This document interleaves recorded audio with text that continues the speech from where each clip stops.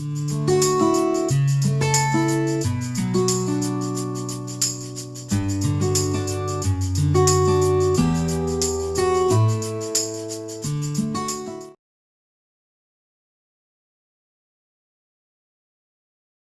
all, this is Dr. Kusuma Nirgatti, Assistant Professor, Department of ECE, SETI Institute of Technology and Engineering, Tadepalligudam. Today we are going to learn an important topic in the EDC subject. Topic name is Field Effect Transistor and Junction Field Effect Transistors. Today's outline presentation covers Field Effect Transistor types, JFET construction, JFET operation, JFET characteristics, and JFET parameters. Coming to the first of all, we are having previous components as BJTs, bipolar junction transistors. We have some drawbacks in the BJTs. To overcome those drawbacks, the William Bradford Stockley invented the field effect transistors. We are going to cover all this content. This is the symbol of JFET, which we are having three major terminals: gate, source, drain.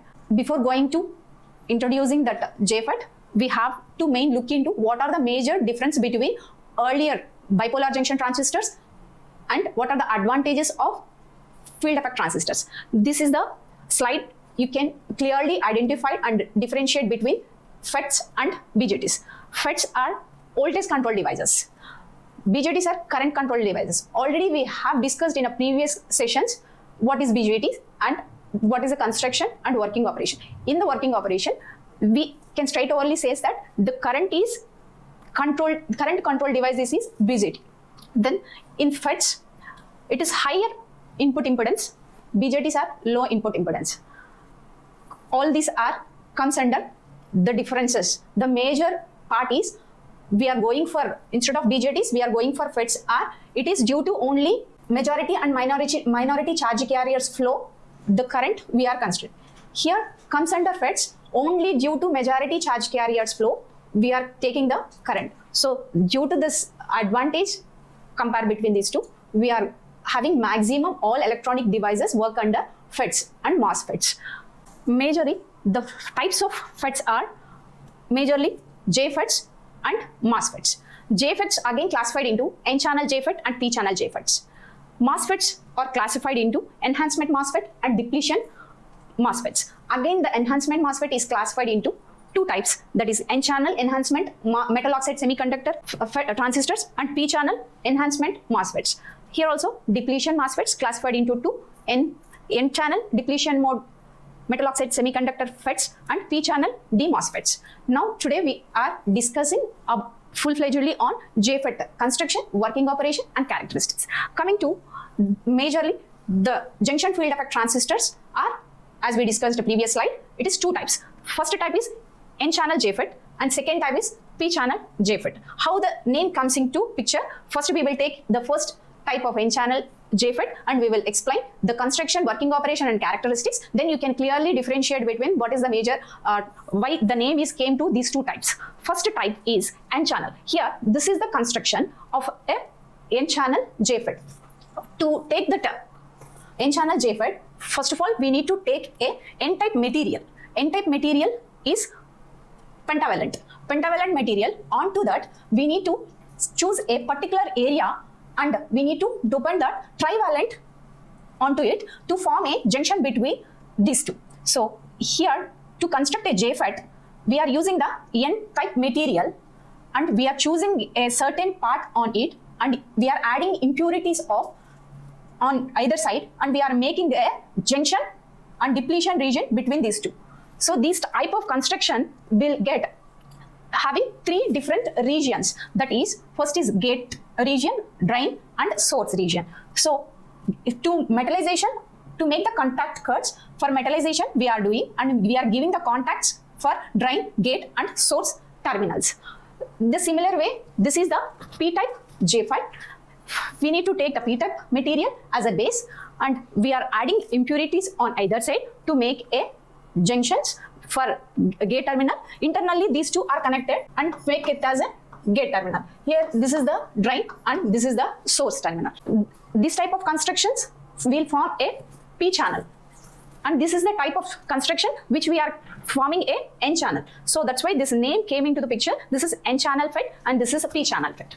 These are the symbols for N channel and P channel. The arrow towards indicating means N. The arrow outside indicating from the gate is called as P channel. So this is the P channel JFET symbol and N channel JFET symbol, which is having major terminals as drain, gate, source. Why the names came into the picture, I will discuss from next slide. Coming to the construction, as I discussed in a previous slide, first of all, we need to take a base material. This is example construction. First, I'm taking a type of N-type JFET construction. In this N-type JFET construction, we are taking initially a N-type semiconductor material.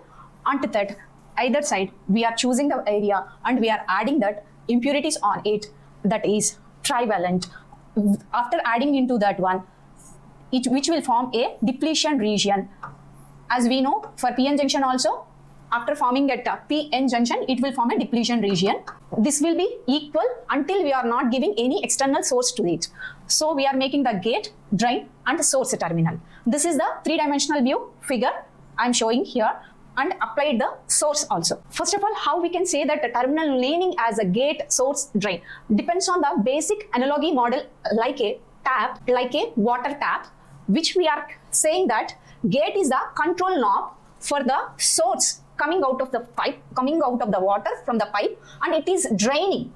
So based on these two analogy, tap analogy model, we are naming terminal, name it as gate is the control, like a tap, source is the current flowing knob, and drain terminal is the current flow from charge carriers, flow from source to drain.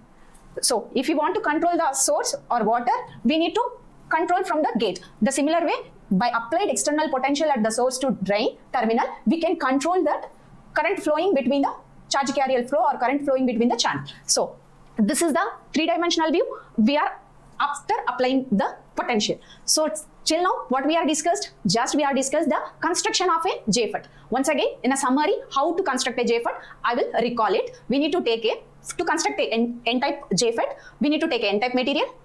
We need to select a particular area to add in the dopant. We are taking the P-type impurity and we need to dopant either side. After adding into the concentration, it will form a junction. It will act as a PN junction either on the side. That's why we are here getting the depletion region here and here. And to make the contact cuts, we are doing a metallization process for all these three. And we are naming it as a terminals as a gate, drain and source terminals. That's all about. The construction is over. Okay, now we will see what are the working operations, how it will operate by external potential if we apply to the devices. If we apply, as we discussed, this is the analog model of like a tap controlling knob, right? How we will discuss in the construction of, from the construction of JFET. We can discuss this working operation of that JFET, NJFET from this figure. We can explain in three different cases. Initial condition is we are not applying any source at the gate and source terminal. Means we are not applying any potential at the VGS. Directly, you may say that we can short it out like this, or else we can apply a potential and make it as a VGS is equal to 0. Either case, we can assume it as external drain to source terminal. We are applying a potential with positive to the drain, negative to the source terminal. Here, VGS is equal to 0. In the first case, initially, the depletion region is equal on either side, in the drain terminal side and source terminal side. Once we applied the VDS as a positive over here, this is the N terminal, N type, and this is the P type. So here, due to applying external potential, this will act as a N type. We are applying a positive, here negative. More electrons are produced in this terminal. More charge carriers will flow from source to drain, and it will be maximum or drain terminal side. So which means the resistivity is produced on the channel. So we are forming a channel.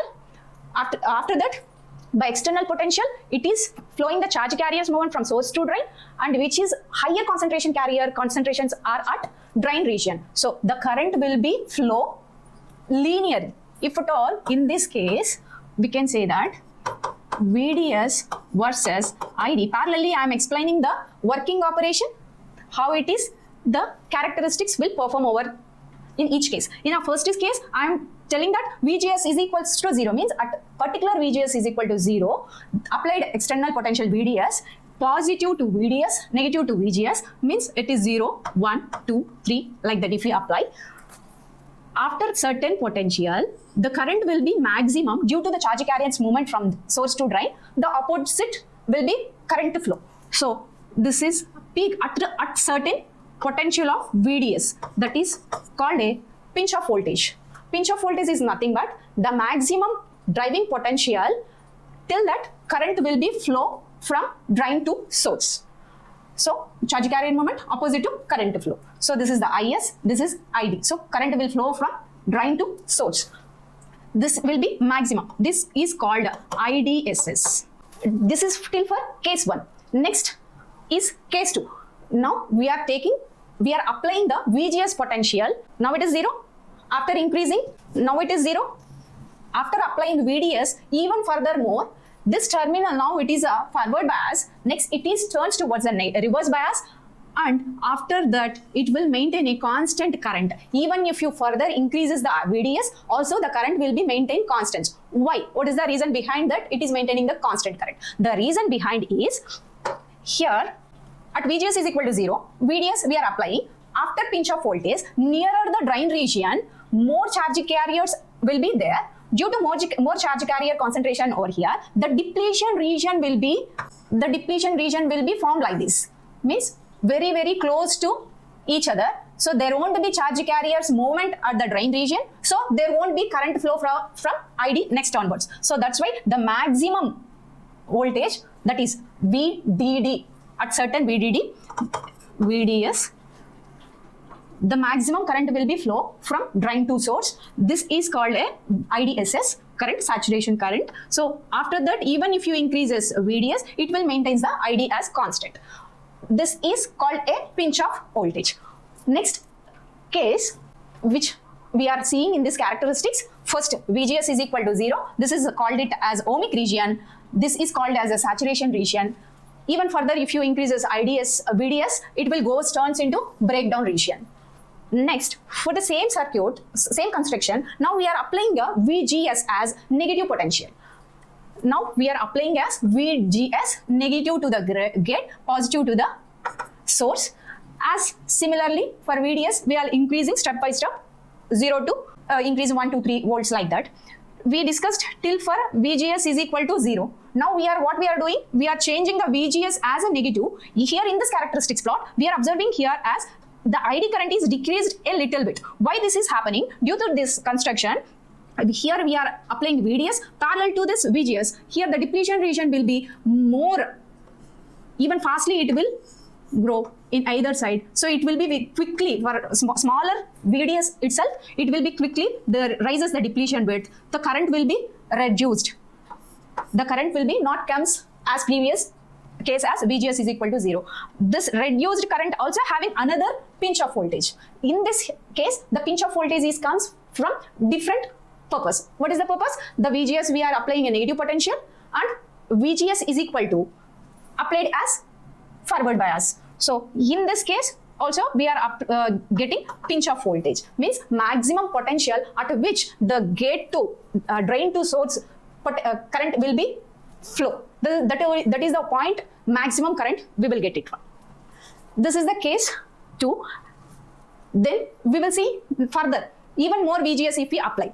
In this characteristics plot, what we are observing, even more VGS negative if we apply, it will turns towards the cutoff region. Means there won't be a channel between these two, even more if you apply. Why? Because this comes under reverse bias. It will get, due to reverse bias, more depletion bit will be there. There won't be a channel between that drain to source. There won't be a charge carrier movement. So current will be 0, nearer to 0. We will see as a cutoff region. So this all about JFET working operation and characteristics plot. Okay, even more we can discuss in the JFET characteristics, that is mainly output characteristics and transfer characteristics, that we will see in the next slide. This all we discussed in a previous slide itself, the explanation part and all. I covered the regions of operation, ohmic region, then saturation, This is the pinch off, very narrow at the drain terminals. So overall summary in all three conditions I am representing over here.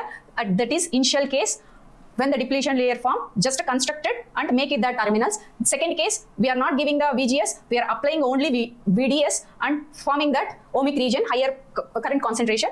After applying the both VGS and VDS, and we are getting no more charge carriers moment and nearer to zero current we are observing. This is a N channel construction and working operation. Similarly, the P channel also will comes into, just we are replacing the N-type material into P-type material, and we are making that all terminals gate drain source, and we need to apply the opposite polarity of this one. So here we are applying a positive, right? So for P channel, we need to apply negative. Why? Because here forming the PN junction instead of NP. So make the forward bias. Simply you need to keep it on your mind. Here it is a forward bias. Here we need to give the reverse bias. Then you can see all the output characteristics plot and input characteristics plot. Simply by summary, all we are showing in a single plot. This is VGS is equal to 0 for negative VGS, even negative. If even negative, if you give, it will comes under cutoff. There won't be a current due to there won't be a channel present at the source drain, ohmic region and saturation region. The main JFET characteristics represented curve as this one. This will shows that both transfer and drain characteristics. This is comes under transfer characteristics. This shows art as drain characteristics. Drain means you know that output characteristics. So VDS versus ID and ID versus VGS. So this is the plot.